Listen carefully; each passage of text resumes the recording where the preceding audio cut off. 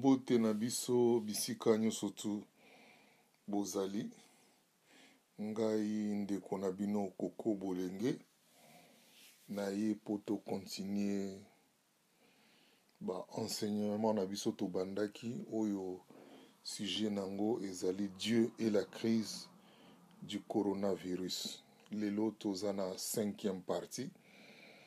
Je pensais que tam soto kwa aussi sa awa mais ndenge molimo mosanta ko kambanga na moni toko kendeta na 10e ekozala base archive oyo biso toko banda ko utiliser tango nyonso tu pona kokokisa baposa ya Nzambe tokoka kosala mosala na biso conformément à la présente volonté.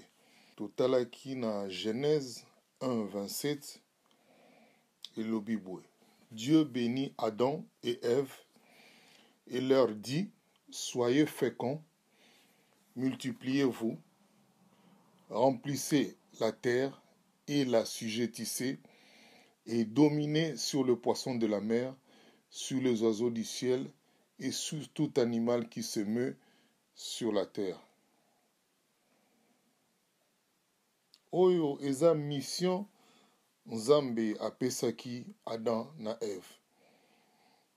Pour nous, chrétiens, fils de Dieu, la mission est un acte par lequel Dieu nous donne le pouvoir, le mandat pour accomplir sa volonté. Père ne peut donner une responsabilité ou un pouvoir ou encore un mandat à une personne qui n'est pas préparée, à une personne qui n'est pas formée, à une personne incompétente, incapable. Non. Nzambe akoko sa mission na motalo lengi wana te. Cela n'est pas possible. C'est comme si l'on donnait une arme à un enfant de 5 ans, à un enfant de 6 ans. Il va faire une boucherie.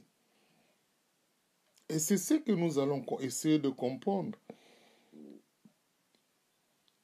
Voilà pourquoi notre titre, notre sous-thème d'aujourd'hui est intitulé « Le contexte du jardin d'Éden ». S'il faut définir le contexte, il est un ensemble de circonstances et conditions qui aident à comprendre une situation ou qui donnent toutes les informations véridiques qui entourent la production d'un événement. Donc, le contexte donne les détails de la production d'un fait. Et l'okonini et salamaki avant Dieu apesa Adam na Ève pouvoir, autorité, mandat. Oyo alobi, soyez féconds, multipliez-vous, remplissez la terre et assujettissez-la. Et dominez sur toutes choses. Et tomoni awa, contexte, elingi koloba, ba détail nini. Quel est le travail que Dieu avait fait na Adam na Ève pour na apesa bango mandawana. Yango toko luka toko kwa koyeba parce que Dieu nous appelle na même service. Nzambe apesi biso mandat, mais il faut toko koyeba contexte nini o Nzambe apeselaki Adam na Ève, responsabilité oyo, pouvoir oyo, biso pe foto zala na posture wana pour na toko ko exercer mission na biso conformément à la volonté présente de Dieu. Je veux prier. Cher Saint-Esprit, tu es notre consolateur, l'Esprit de vérité, qui est chargé par le Christ de nous conduire dans toute la vérité. Tu es avec nous pour nous révéler la volonté présente de Jésus-Christ. Tu es là pour nous annoncer les choses à venir. Glorifie le nom de Jésus-Christ dans nos vies. Annonce-nous les oracles de Dieu. Conduis-nous dans toute la vérité de Dieu, dans la présente vérité de Dieu. Dieu qui restaure les familles et délivre-nous du mal pour la gloire de Jésus-Christ. Change nos vies afin que les gens se posent des questions. Qu'est-ce qui a fait que vous puissiez changer comme ça? Alors nous leur dirons qu'il y a un Dieu vivant. Nous leur présenterons notre Jésus-Christ. Merci, cher Saint-Esprit, pour la conduite de cet enseignement. Bénis chacun de nous pour la gloire de notre Seigneur. Glorifie le nom de Jésus-Christ. Telle est ta mission dans notre vie. Père, reçois la gloire, l'honneur au siècle des siècles. Amen. Retournons un peu sur les audios précédents. Après, nous allons atterrir na thème na biso oya lelo, le contexte des jardins d'Eden. Je vais essayer de lire dans Matthieu 14, 22 à 36. Nous sommes dans un moment de crise et nous avons dit que la crise est une opportunité. Une opportunité, c'est un moment favorable pour Dieu, pour nous, afin de glorifier le nom de Jésus-Christ, d'élever le nom de Jésus-Christ. Quand le nom de Jésus-Christ est élevé, cela veut dire que nous sommes aussi élevés. Les changements positifs viennent dans notre vie. Voilà pourquoi notre confinement est la volonté présente de Dieu de restaurer nos familles. Pendant que nous sommes confinés dans nos maisons, Dieu nous donne le temps, c'est l'opportunité de nous examiner, de nous auto-évaluer, afin de comprendre qu'est-ce que Dieu veut que je fasse, que tu fasses. Amen. Et dans Matthieu 14, 22 à 36, il est dit ceci. Et aussitôt Jésus obligea les disciples à monter dans le bateau et à le précéder à l'autre rive, pendant qu'il renverrait le foule. Et quand il eut renvoyé le foule, il monta sur la montagne à l'écart pour prier. Et le soir étant venu, il était là, seul.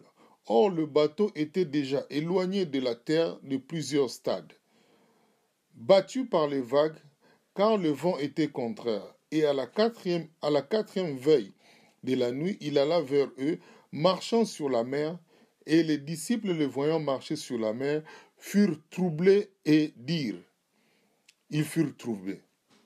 c'est un fantôme. Ils crièrent de peur.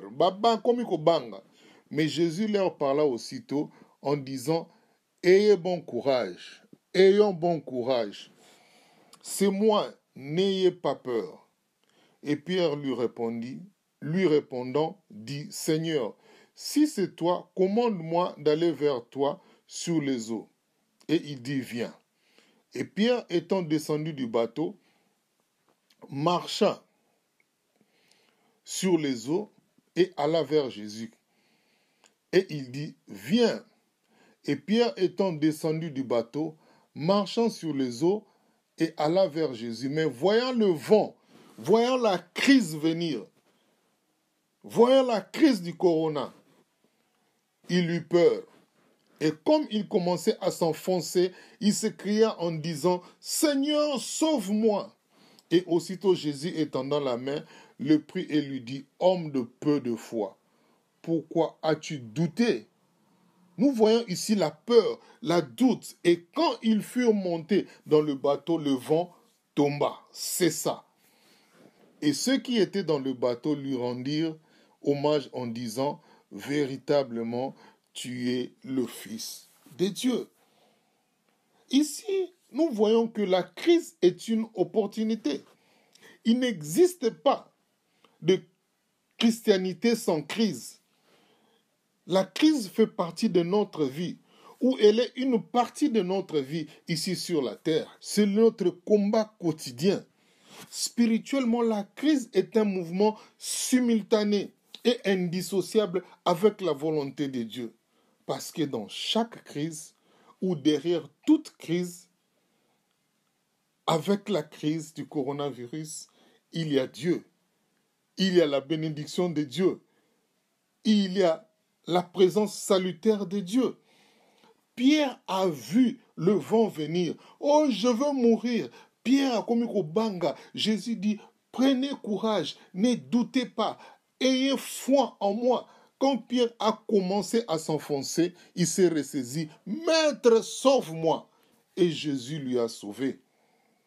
C'est ce que Dieu nous demande maintenant pendant cette crise de virus corona. Dieu, sauve-moi. J'ai peur. J'ai des doutes. Je suis inquiet. Sauve-moi.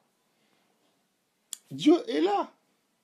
Nous voyons que pendant la crise, Dieu est là parce qu'il est souverain. Il sait tout, il voit tout, il est au contrôle de tout. Il veut seulement que notre cœur ne soit pas pollué, ébranlé. Ne troublez pas vos cœurs. Croyez en moi et croyez en Dieu, dit Jésus. Ici, nous sommes en train de récapituler. Là où le péché abonde, la grâce surabonde. Nous voyons un mouvement simultané qui va de pair. Donc pendant cette crise de coronavirus, Dieu est là. Il est au contrôle de tout. C'est lui la solution. Ayons foi en lui. Pas de doute parce que notre contrat stipule ne vous inquiétez de rien. Parce que l'inquiétude est un poison, comme j'avais dit l'autre fois, dans la vie de l'homme, dans l'âme de l'homme, dans l'esprit de l'homme. Et le coronavirus vient d'abord affaiblir l'homme mentalement.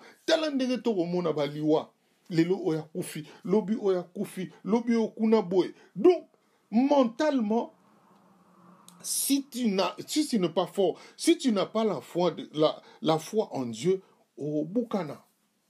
Et ça,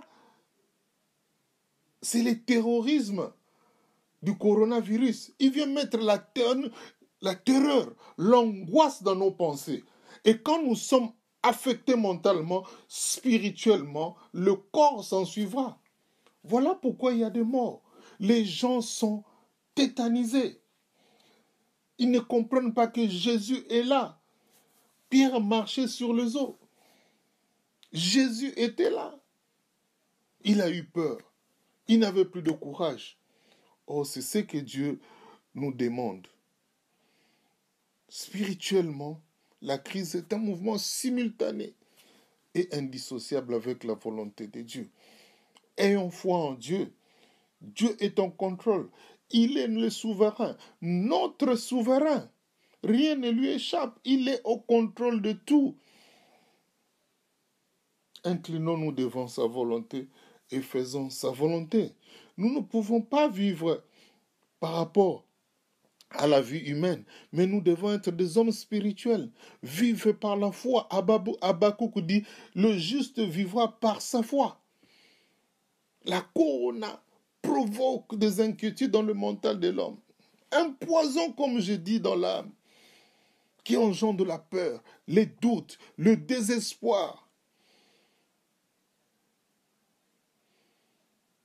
Nous devons être forts et nous opposer à tout ce que le diable nous présente, dans le seul but de nous enfoncer.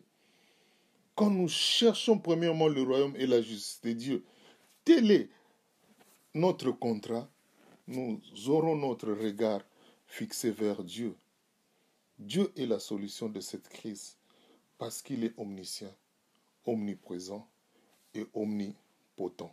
Donc, j'avais essayé juste de retourner un peu et puis commenter ce qui avait été dit l'autre fois. Maintenant, retournons dans notre contexte du jardin d'Éden. Tel est le sous-thème que nous allons traiter maintenant. Nous allons maintenant étudier les circonstances et les conditions qui vont nous aider à comprendre ou qui vont nous donner toutes les informations véridiques qui entourent le travail de Dieu dans le jardin d'Éden.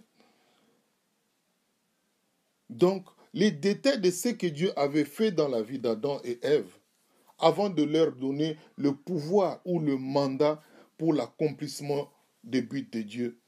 C'est ça. C'est ce travail-là que Dieu nous demande de faire tout de suite. Maintenant. Puis Dieu dit, faisons l'homme à notre image, selon notre ressemblance, et qu'il domine. Dans Genèse 1, 26, c'est ce que Dieu est en train de dire. Dieu ne dit pas, faisons l'homme pour qu'il domine. Dieu conditionne la domination ici, très important. Dieu ne dit pas faisons l'homme pour qu'il domine, mais Dieu dit faisons l'homme à notre image, selon notre ressemblance, afin qu'il domine. Donc la domination est conditionnée. L'homme devait être à l'image, selon la ressemblance de Dieu. C'est alors, c'est après ça qu'il pourra dominer sur la crise de Corona, qu'il pourra dominer sur les antivaleurs. Il pourra dominer sur le péché. Pourquoi? Dieu avait déjà, bien avant, commencé à bâtir l'homme.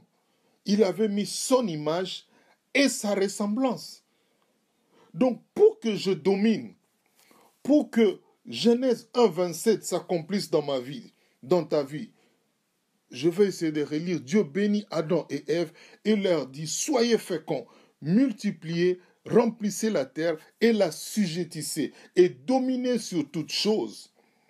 Je ne peux pas dominer si je n'ai pas l'image selon la ressemblance de Dieu. Si je n'ai pas la ressemblance de Dieu. Or, c'est ce que Dieu nous exige maintenant. C'est la mission que Dieu nous donne aujourd'hui. Parce que Dieu est en train de restaurer les familles. Nous allons maintenant essayer de comprendre, d'étudier, de maîtriser, de bâtir et de fonctionner conformément à la volonté de Dieu. Genèse 1, 26, faisons l'homme à notre image. Le mot image signifie Dieu a fait l'homme à son image. Donc, toutes les caractéristiques de Dieu ont été téléchargées dans la vie d'Adam pour qu'il mène une vie gouvernée sur la terre, pour qu'il domine sur la terre, comme son créateur dans le ciel. En voyant l'homme dans sa fonctionnalité, nous devons retrouver les caractéristiques et la nature même de Dieu. Donc dans moi, dans toi, les principes de Dieu doivent nous conduire.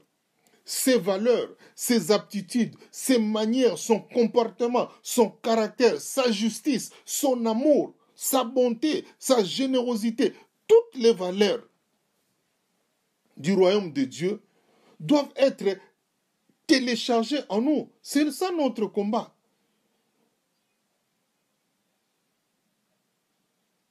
Dieu a téléchargé dans la vie de Adam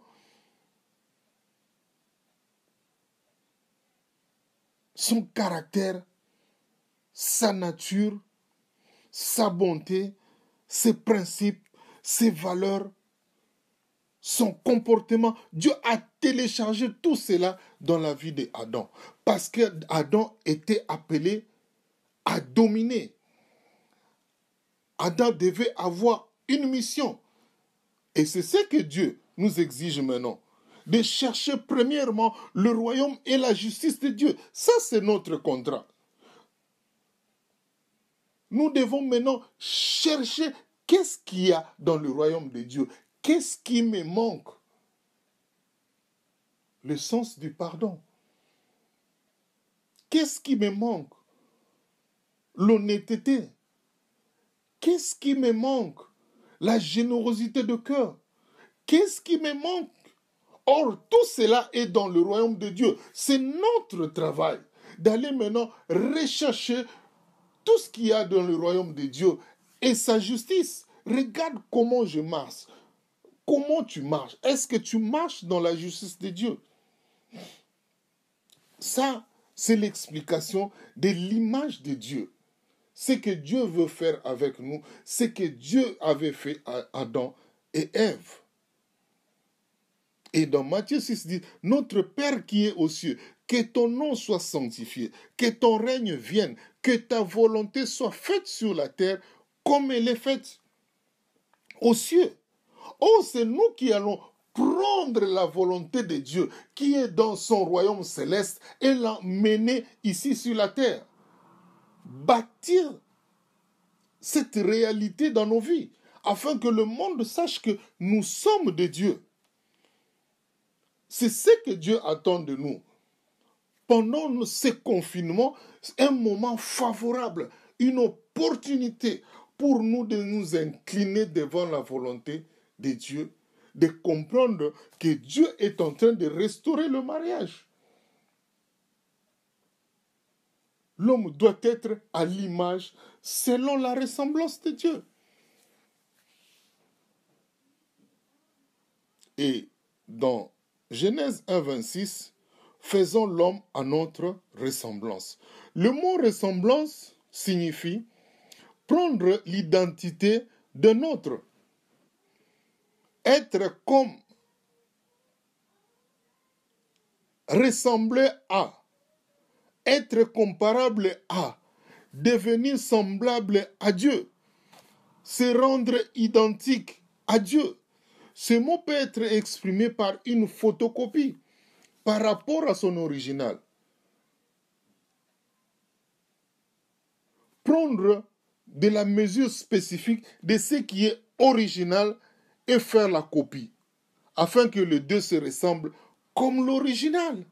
Ça, c'est la volonté de Dieu quand il dit « Faisons l'homme selon notre ressemblance ». Dieu s'est dupliqué en créant l'homme. Il ne s'est pas créé à la même représentation physique que nous.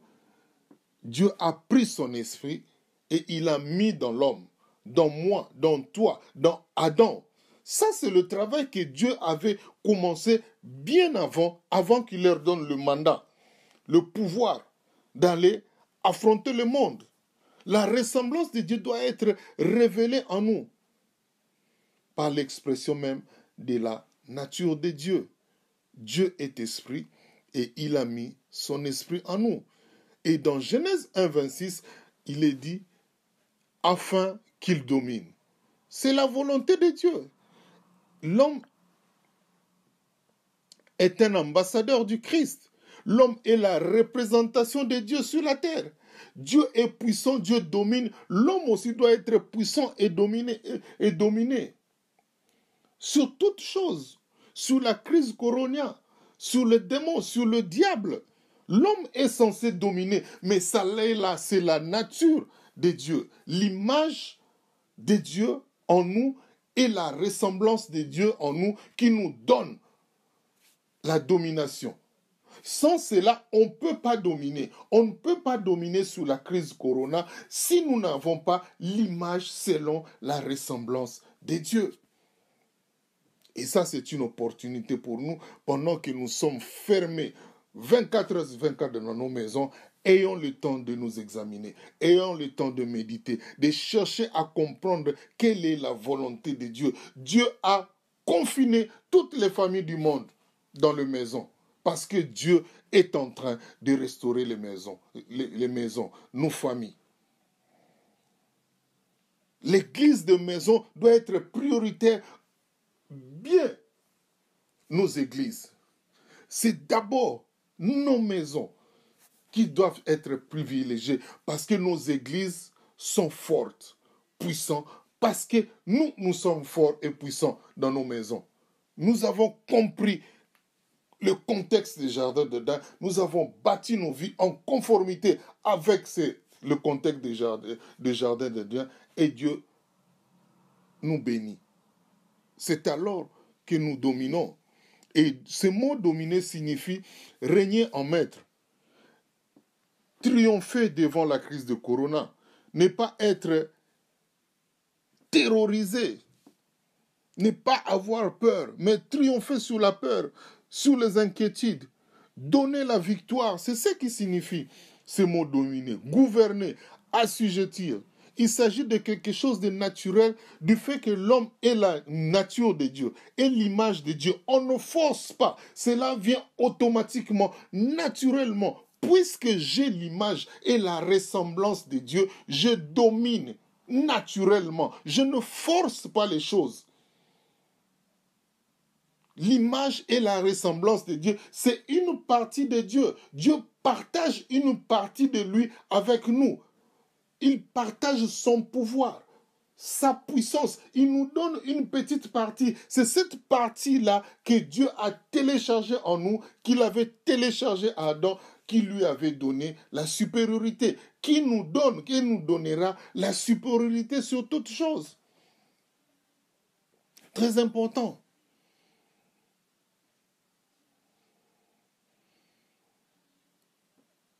Il s'agit de quelque chose de naturel.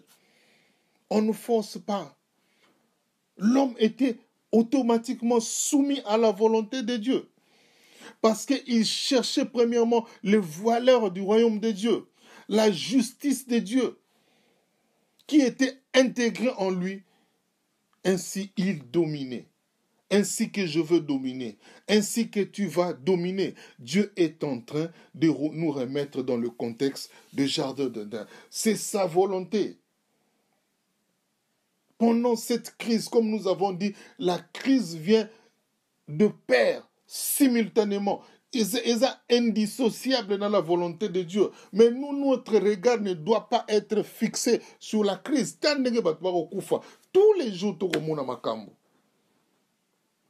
et si moralement, mentalement, tu n'es pas armé en Jésus-Christ, tu vas succomber. Ça, c'est la volonté du diable. Nous atteindre dans notre spiritualité, nous atteindre mentalement afin de nous affaiblir et que le corps suive. Et après, on va dire tel est mort, tel est mort. Bien que dans la maladie, je vous ai mis mes audios, j'étais toujours positif. J'étais toujours à l'hôpital, vous avez entendu mes audios. J'étais toujours positif parce que je savais que Jésus-Christ est plus grand que le coronavirus. Le nom de Jésus-Christ est plus puissant que le coronavirus. Et j'avais foi en Dieu. Et Dieu m'avait délivré. Donc nous ne pouvons pas dominer si nous n'avons pas l'image selon la ressemblance de Dieu. Quand Adam et Ève ont désobéi à l'ordre de Dieu, ils ont perdu tout le téléchargement que Dieu avait mis en eux. Le travail que Dieu avait fait dans Adam et Ève. Quand ils ont obéi à la voix du diable, ils ont tout perdu. Ils n'étaient plus à la représentation de Dieu. Ils n'étaient plus à l'image selon la ressemblance de Dieu. Les antivaleurs sataniques, démoniaques ont pris place. Et l'homme a perdu son intégrité. Il a perdu sa puissance, sa domination. Nous sommes dans le contexte des jardins d'Éden. Quand nous ne nous séparons pas des antivaleurs, quand nous écoutons la voix du diable, nous ferons la volonté du diable. Quand nous écoutons la volonté de Dieu, nous ferons la volonté de Dieu. Et dans le jardin d'Éden, le diable était là. Le diable est permanent. Le mal est permanent. Les crises sont permanentes. Mais nous devons avoir notre regard fixé vers Dieu, qui est la solution. Que tout ce que nous voyons ici, que tout ce que le diable nous présente, c'est dans le seul but d'affaiblir notre mental. Et Dieu dit, soyez féconds, comme nous avons vu dans le livre de Genèse. Soyez féconds, cela veut dire quoi? Ça, c'est la mission que Dieu avait donnée à Adam et Ève. Mais bien avant, nous avons vu que l'homme a été créé à l'image et à la ressemblance de Dieu. Et ces deux choses-là lui avaient donné la domination. C'est maintenant à nous de fonctionner correctement, conformément au contrat de Dieu qu'il a fait avec des hommes, de rechercher premièrement le royaume et la justice de Dieu. Tout ce que Dieu avait téléchargé dans la vie d'Adam, dans la vie de Ève, se trouve dans son royaume. Se trouve dans la Bible, qui est un livre spirituel. C'est dans la spiritualité que nous allons recevoir le téléchargement ou les ressources spirituelles. Soyez féconds et multipliez-vous. Ici, Dieu donne le mandat à Adam et Ève. Dieu me donne le mandat, Dieu te donne le mandat. La fécondité est une implication personnelle. L'engagement de l'homme au travail de la production, du téléchargement de la sémence divine.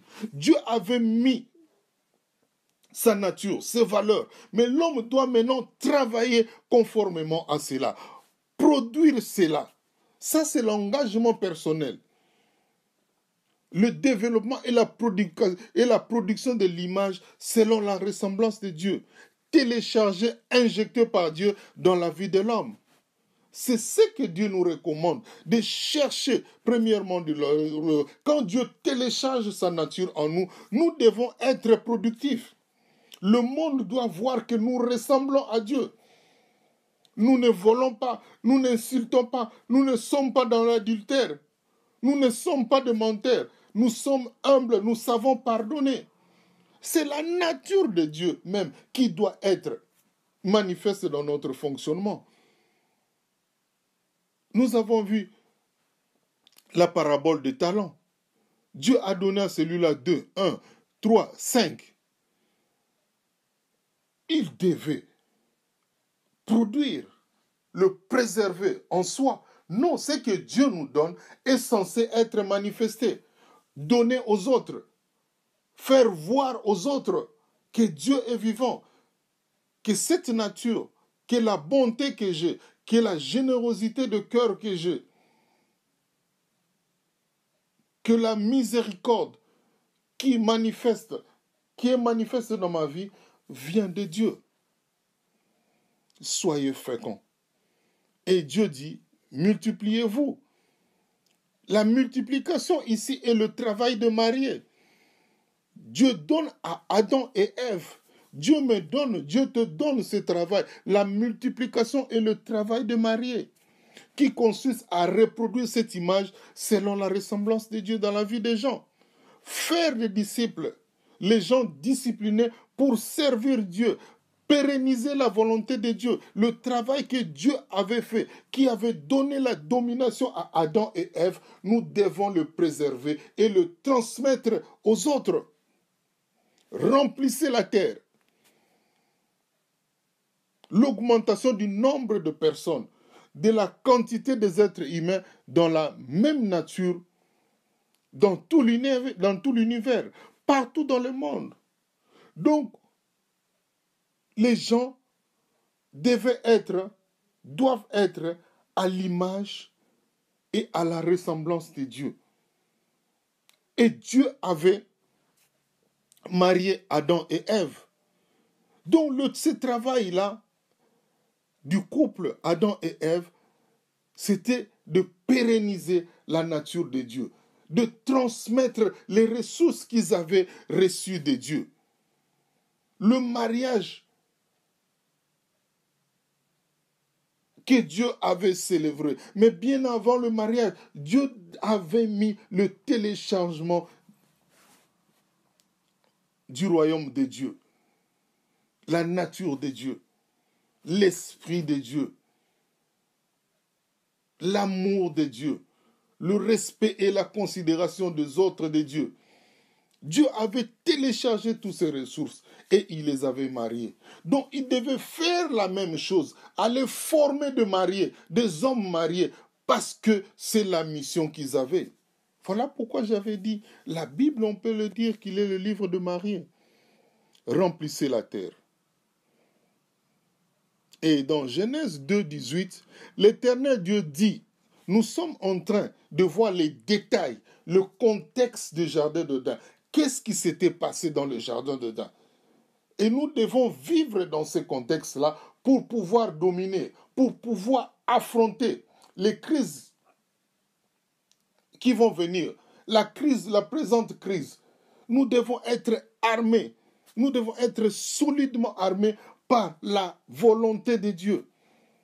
Et dans Genèse 2, 18, l'Éternel Dieu dit à l'homme qu'il n'est pas bon qu'il soit seul, qu'il n'est pas bon que l'homme vive seul, qu'il n'est pas bon que l'homme travaille seul. Ici, Dieu a observé Adam dans sa fonctionnalité. Il a dit non, non, non, non, non, tu as besoin d'une aide. Tu ne pourras pas réussir toi-même. Tu as besoin d'un complément. Quelqu'un d'autre à côté de toi qui vient t'aider et t'aider, qui vient te compléter, ton complice. Et Dieu a créé la femme pour qu'ils collaborent, qu'ils travaillent ensemble. C'est alors qu'ils vont réussir à accomplir le mandat de Dieu conformément à sa présente vérité. Donc moi, ma femme et moi, nous sommes un.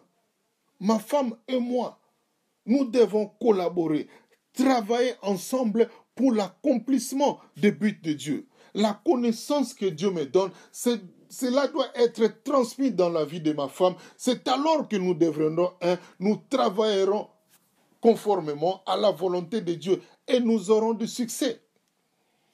Regarde ce que Dieu dit dans Genèse 2, 16 à 17. L'Éternel Dieu donna cet ordre à l'homme. Tu pourras manger de tous les arbres du jardin, mais tu ne mangeras pas de l'arbre de la connaissance du bien et du mal. Car le jour où tu en mangeras, tu mourras. Et dans Genèse 3, 1 à 3, il est dit ceci. Le serpent était le plus rusé de tous les animaux des champs que l'Éternel Dieu avait fait. Il dit à la femme, Dieu a-t-il dit réellement, vous ne mangerez pas de tous les arbres du jardin?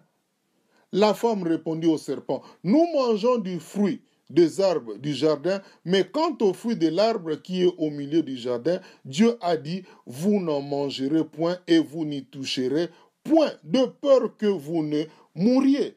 Ici, nous voyons la connaissance que Adam avait, il l'a transmise à la femme. La femme n'était pas là quand Adam recevait ces directives, ces commandements. Voilà pourquoi le serpent est venu. Est-ce que Dieu a réellement dit? Dieu a-t-il réellement dit que vous ne mangerez pas tous les arbres du jardin? Donc, cette question était là pour intimider la femme, mettre des doutes dans la vie de la femme, emmener les inquiétudes dans la vie de la femme, la confusion. Mais la femme a dit, oui, Dieu a dit que nous ne mangerons pas le fruit de cet arbre. Donc l'homme et la femme avaient la même connaissance. Ils étaient unis à travers la même connaissance. La parole que Dieu avait donnée à Adam, c'est cette même parole que Adam avait donnée à Ève. L'unité est très importante. Cette collaboration est très importante, sinon nous n'allons pas arriver. Voilà pourquoi il est dit dans Hébreux 13, 14 que le mariage soit honoré de tous. La mission est une charge et un acte par lequel Dieu donne à ses enfants. Dieu nous donne le pouvoir, la puissance, l'autorité, le mandat pour accomplir sa volonté. Et maintenant, Dieu nous a donné cette puissance. Cette puissance-là est là. Maintenant, cherchons maintenant, tel que dit notre contrat, le royaume et la justice de Dieu. Plus nous revêtons l'image de Dieu, plus nous nous ressemblons à Dieu, plus naturellement nous sommes puissants, plus naturellement nous dominons sur toutes choses. Telle est la volonté de Dieu. Le contexte du jardin d'Éden. Nous avons essayé un peu de comprendre ce qui s'était passé dans le jardin d'Éden.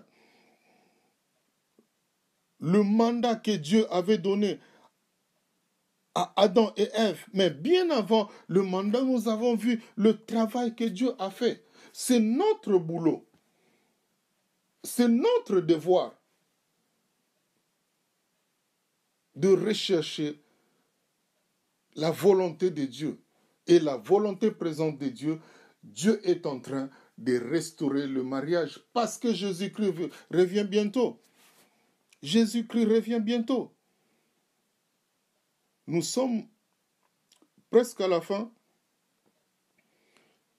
Nous devons comprendre que ce confinement est un moment favorable, un bon moment, une opportunité pour nous.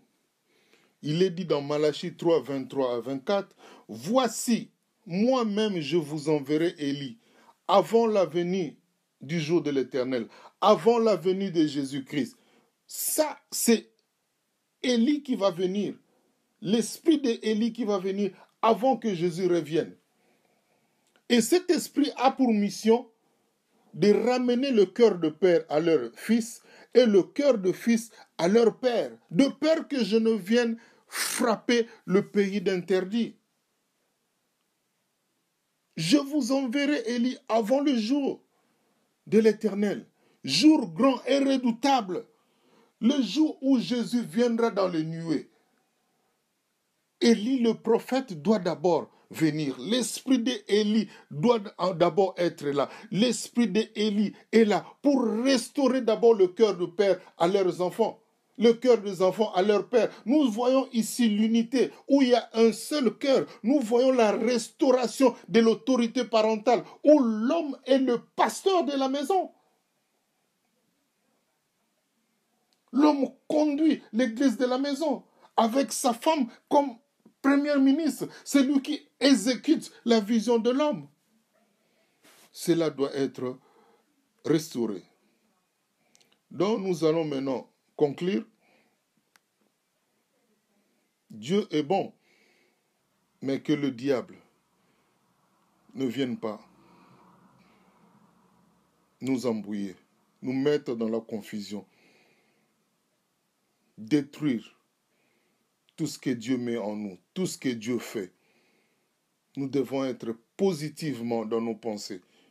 Dieu doit être là. La foi vient de ce qu'on entend vient de la parole de Dieu. Et la présente vérité de Dieu, Dieu est en train de restaurer la famille.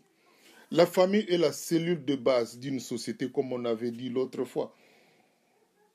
Le lieu où se forme le futur citoyen, où les enfants apprennent le vrai sens des responsabilités, le respect et la considération de l'autre, dans l'unique but que l'homme ne vit pas dans la confusion.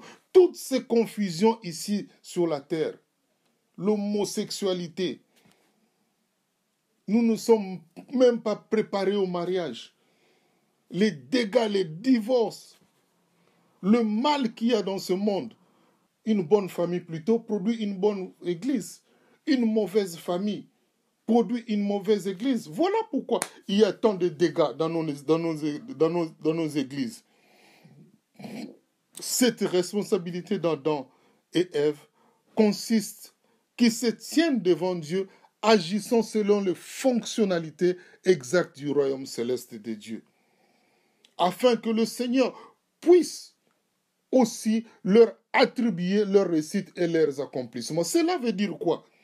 Nous devons nous mettre devant Dieu. Nous devons nous positionner devant Dieu avec le royaume, les valeurs du royaume de Dieu. Avec sa nature. Bizaleli Nzambe. On ne peut pas se mettre devant Dieu na bizaleli Mabe. Dieu ne peut pas nous donner la responsabilité, le mandat, l'autorité, la puissance. Tant que tu as bizaleli Mabe, tant que tu vivre na Mabe, tant que tu sala Mabe. Non, c'est impossible. La mission de chacun de nous sur cette terre est la transmission des ressources divines. Impacter les autres, sauver les autres. Mais l'homme ne donne que ce qu'il a. Si lui il n'a pas l'image selon la ressemblance de Dieu, il ne pourra jamais dominer, il ne pourra jamais impacter, il ne pourra jamais transmettre les ressources de Dieu. Parce que l'homme ne donne que ce qu'il a. Ce que j'ai, C'est ce que je vais donner. Si moi-même je suis dans la fausseté, je ne pourrai transmettre que la fausseté. Si je suis dans la méchanceté, dans le vol, dans les inquiétudes, dans les doutes, dans l'angoisse, c'est ce que je veux transmettre aux autres. Mais Dieu veut que nous puissions vivre par la foi. Le juste vivra par la foi. Si tu crois que Dieu est grand, il va manifester sa grandeur dans ta vie. Si tu crois que Dieu est puissant, il manifestera sa puissance dans sa vie. Si tu crois que Dieu est notre Père, il accomplira ses devoirs de nous protéger, de nous aider, de nous guider. Cela s'accomplira. Mais si je crois que Dieu est incapable devant la crise de Corona, Dieu sera incapable. Qu'il te soit fait selon ta foi. Si je crois que Dieu n'est pas puissant, que le coronavirus est plus puissant que Dieu, c'est ce qui va arriver. Il te fera fait selon ta foi. Ce que tu crois, c'est ce qui s'accomplira. Ayons en foi en Dieu. Dieu est souverain. Il est au-dessus de tout. Il est le maître de tout. Il sait tout. Il voit tout. Il est au contrôle de tout. Il est le Tout-Puissant. Que Dieu nous bénisse au nom de Jésus-Christ de Nazareth. Amen.